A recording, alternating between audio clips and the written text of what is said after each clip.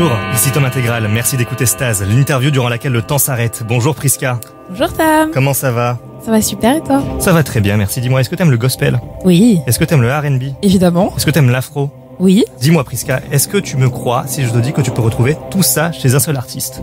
Ouais, vas-y, je te crois. Parce qu'en l'occurrence, c'est celui qui se tient devant nous, un artiste qui, peu importe le genre qu'il explore, réussit son coup. Un artiste, on peut le dire, qui a plusieurs cordes vocales à son arc. Bonjour Warren Saada. Salut, comment tu vas? Ça va et toi? Ça va super, merci pour l'invitation. Avec grand plaisir, on est très content de te recevoir Warren. Bah moi aussi, écoute, très heureux. Dis-moi Priska, qu'est-ce qui va se passer? Eh bien, dans quelques instants, on va entrer dans l'état de stase. L'état de stase, c'est l'arrêt du temps. Mais avant, il faut passer par une étape importante, c'est la rétro. La rétro, c'est une interview de 30 secondes durant laquelle Tom va te poser des questions sur des moments clés de ta vie. À l'issue de celle-ci, les horloges s'arrêteront de tourner et nous pourrons démarrer la discussion. Est-ce que t'es prêt? Let's go, on y va.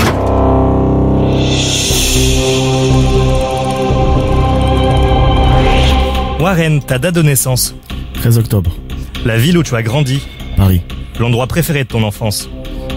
Chez moi. L'âge auquel tu as commencé la musique? Pardon? L'âge auquel tu as commencé la musique? 4 ans. Ah oui, c'est tôt. Le titre de ton premier succès? Mélodie. Le morceau le plus personnel? Pardon. Ton genre musical préféré? L'afro maintenant. Ton feat de rêve? Rosalia. Et on passe en stase.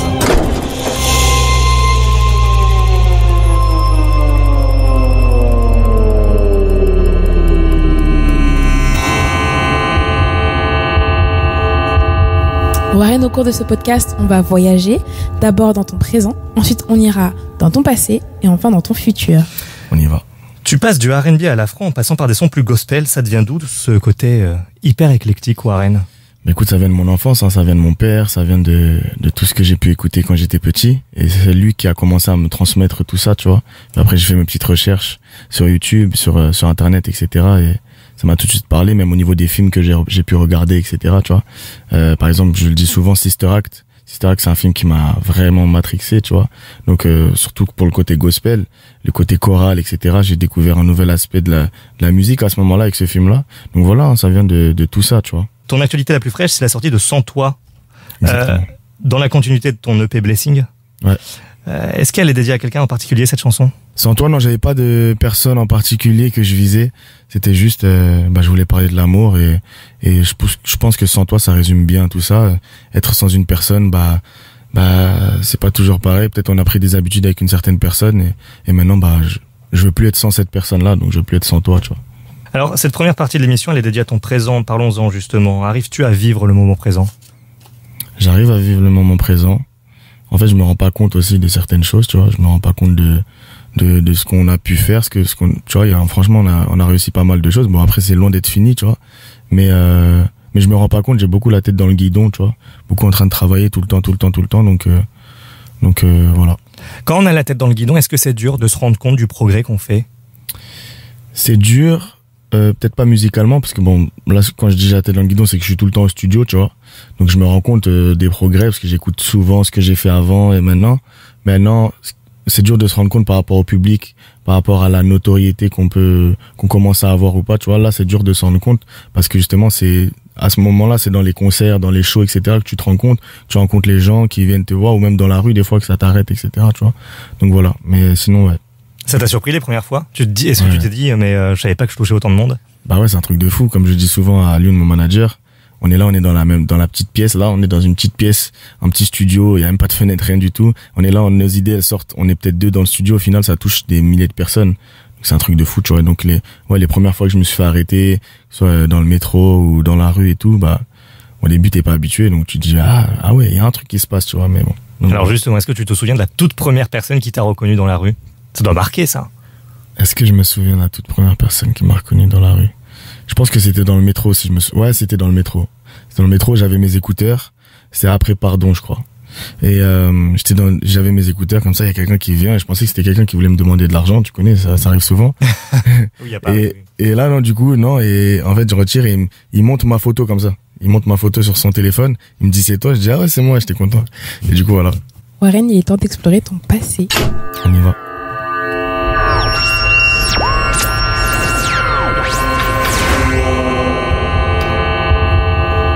Elle était comment ton enfance?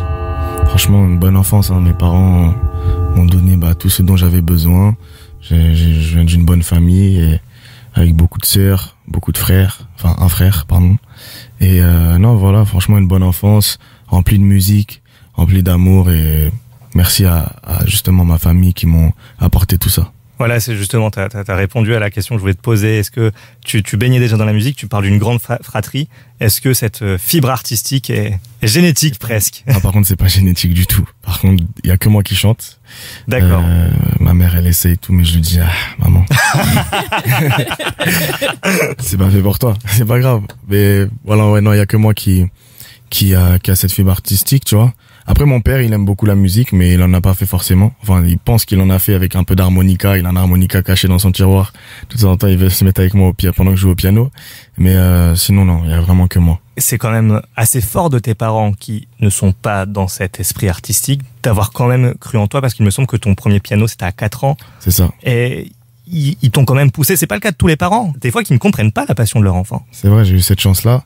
Et ils ont vu tout de suite qu'il y avait un truc, que j'avais un truc avec le piano. Du coup, ils se sont dit, c'est le meilleur moment. En vrai, quand t'es enfant, c'est le meilleur moment pour apprendre quelque chose. Donc, directement, ils m'ont acheté mon piano, mes premiers cours de piano. Et donc, ouais, un respect, parce que c'est pas tous les parents qui font ça, c'est vrai.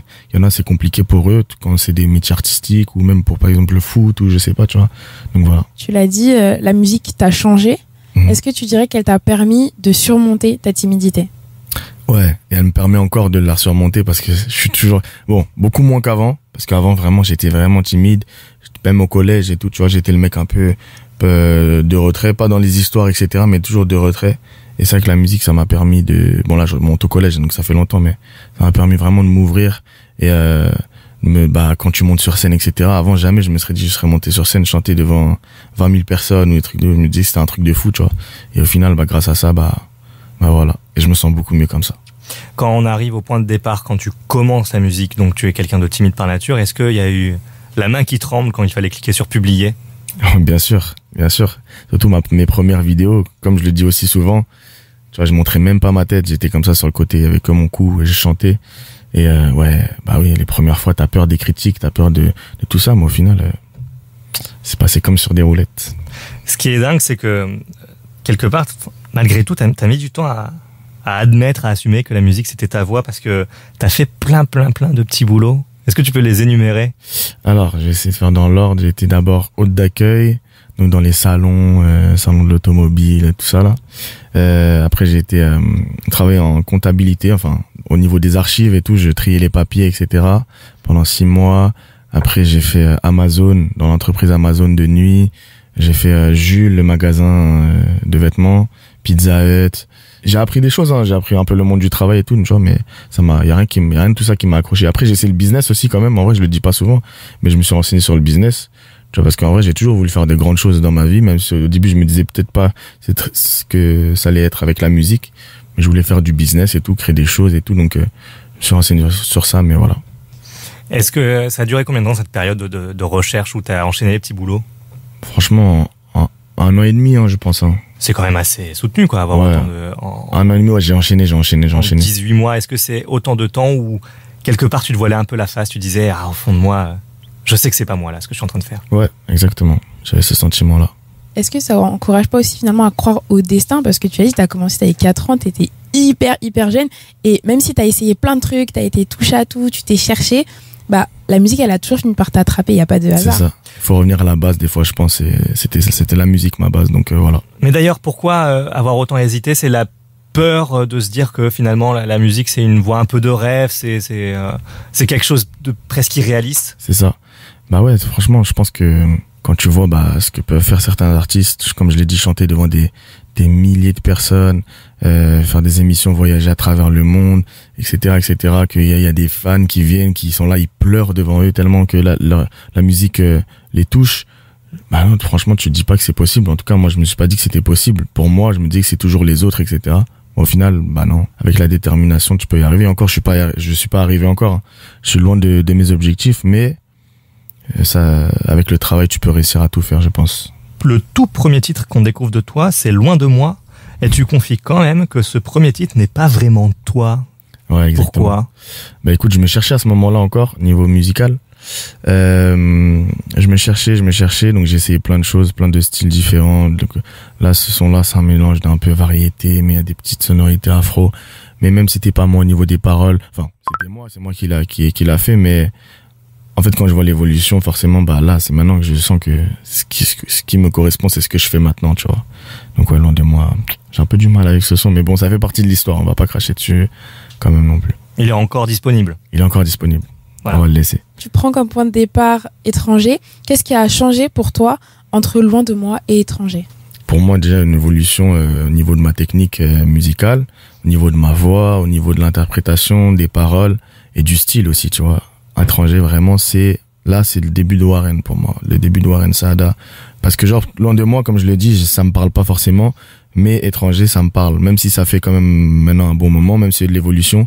Quand je l'écoute et je suis pas encore, je suis pas dégoûté ou quoi que ce soit, j'aime toujours le son, donc voilà. Un facteur commun à tes chansons, c'est la perte. Avec Loin de moi, étranger, Un autre que moi, Sans toi. Ressens-tu une difficulté à laisser partir les gens? Ressens-tu une difficulté à être seul? Une difficulté à être seul, c'est possible. J'ai traversé cette difficulté-là. Je pense que ça parle à beaucoup de gens. Le négatif, ça parle plus aux gens que le positif. Je trouve que ça, c'est important à le dire parce que on peut voir un exemple sur Twitter, par exemple. On va relayer souvent le négatif plutôt que le positif.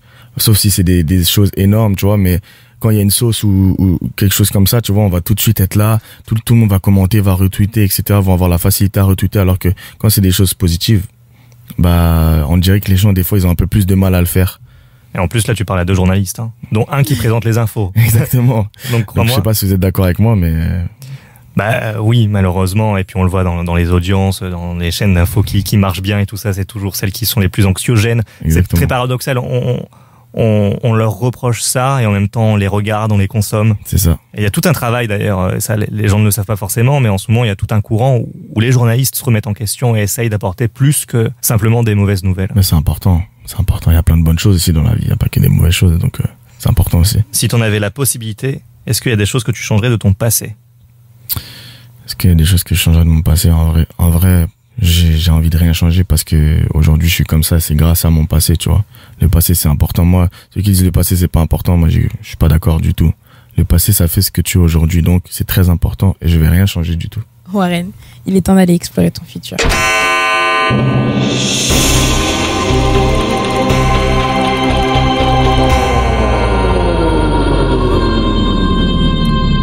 Le futur est-il un poids pour toi? Ça peut faire peur, effectivement, parce que je me dirige vers quelque chose que je pense connaître, mais je connais sûrement pas. Peut-être, je vise le succès, forcément. Et c'est quelque chose qui peut faire peur, d'après les histoires qu'on peut entendre, etc. Effectivement, ça peut faire peur, mais c'est une petite peur par rapport à tout ce que j'ai envie de proposer et montrer au monde, tu vois. Donc ouais, un petit peu, je pense. Dans ton futur immédiat, très, très, très bientôt, tu vas apparaître sur un feat. Avec une collaboration très particulière dans ta carrière, c'est avec A1 et J1. C'est un duo britannique. Exactement. Une connexion avec des gens de Grande-Bretagne et je trouve ça trop fort. Moi, j'aime trop mélanger les cultures, tu vois. Donc là, ils ont chanté en anglais, moi en français et je trouve que le mélange se fait super bien. Le son sort bientôt, normalement, si tout se passe bien. J'ai hâte d'avoir les retours des gens. C'est pas ton premier feat, t'en as fait. Mais là, on dépasse les frontières. Là, et c'est quelque chose de différent quand même. C'est une étape de plus dans ta carrière. Je crois que c'est le premier feat qui va sortir avec des gens hors France. Donc ouais, hein, je suis trop content. En plus, j'aime beaucoup ce qu'ils font. Moi, je connaissais pas avant, tu vois.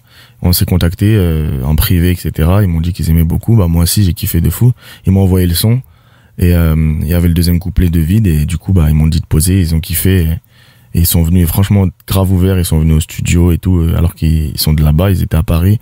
Ils sont venus au studio, ils m'ont dit, viens, si on peut faire des vidéos, des visuels, etc. Du coup, voilà comment ça s'est fait, tu vois. C'est important, ça, parce qu'il y a des fois, il y a des artistes, ils se rencontrent jamais. Tu sais que ça m'est déjà arrivé d'accueillir des artistes qui avaient fait des feats ensemble. C'est la première fois qu'ils se rencontraient, c'était dans les locaux d'Énergie au moment de l'interview. Ouais, je sais que ça arrive souvent, ça, des feats à distance, etc. Ça perd un petit truc, des fois, tu vois. On est d'accord, quand même. Donc là, non, franchement, ça a été super cool, ils sont venus. Malgré la barrière de la langue, bah, il y a eu un feeling, il y a un truc même hors musique et tout, donc c'est des bons gars, vraiment. Force à eux. Qu'est-ce qu'on peut te souhaiter pour la suite?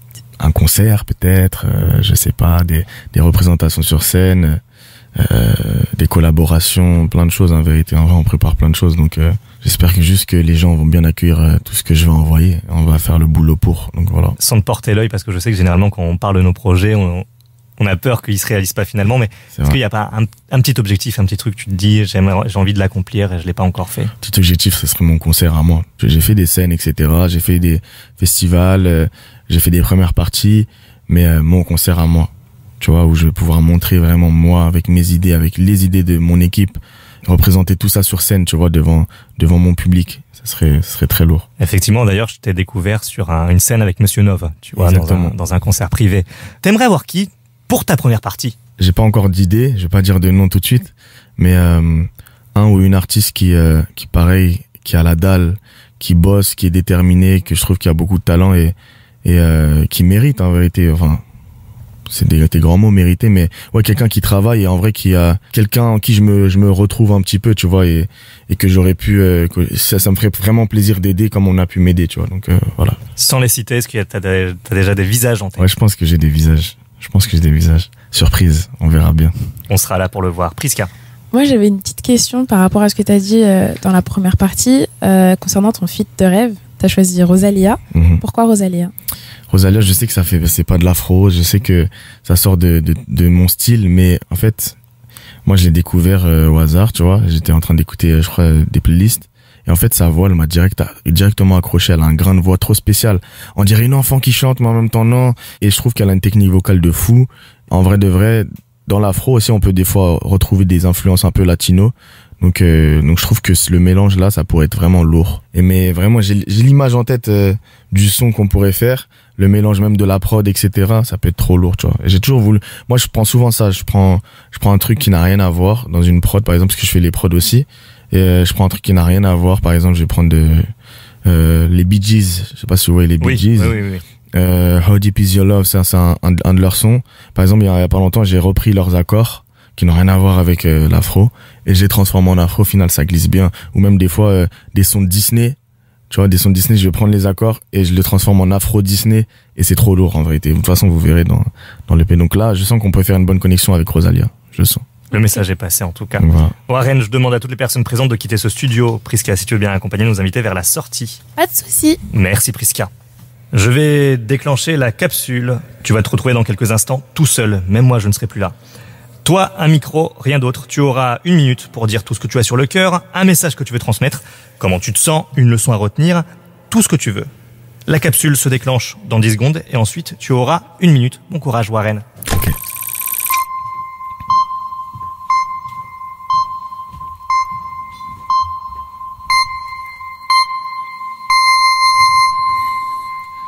T'es parti mais jamais revenu. Est-ce que tu te souviens de moi, ça fait longtemps. J'ai partagé ton lit, ta vie. Tu sais l'homme à qui tu voulais des enfants. T'es où t'es passé? Je t'ai remplacé mais mon cœur t'observe. J'ai des doutes, oh non, je suis dépassé. Je veux savoir ce que tu fais. Des années sans quitter mon esprit, Te revoir ça me ferait plaisir. Même une seule photo, une story, pour que l'homme te fait sourire. J'avoue ça fait mal, je serre les dents quand je repense à nos fous rires. J'assume pas mais j'aimerais tout pour pouvoir entendre une dernière fois le son de ta voix. Si tu m'en veux encore, pardon, oh pardon. Si j'étais mauvais garçon, oh pardon. Comment tu te sens, Warren? Super bien. Et vous, j'espère que vous allez bien aussi quand même. On va toujours bien, nous. C'est parfait. Priska, tu vas toujours bien, toi? Oui, toujours. Allez, une petite hésitation. Qu'est-ce qui se passe, Priska? Est-ce que tu veux te confier? Non, tout va Tu veux passer bien. par la capsule aussi? Ça te ferait du bien? Non, ça va trop me mettre de stress. 1 minute, c'est court. Ouais, c'est vrai. Ça passe très vite, 1 minute. Ça passe vite. Je voulais un peu plus de temps, mais c'est pas grave. Merci en tout cas, Warren, d'avoir pris le temps de répondre à nos questions. Merci à vous, vraiment, merci. Très cool. Merci, Priska. Merci à vous deux aussi. J'ai passé une super émission. Moi aussi. Le cours du temps peut reprendre. Merci à vous d'avoir écouté ce podcast. C'était Tom Intégral et on vous dit à très bientôt.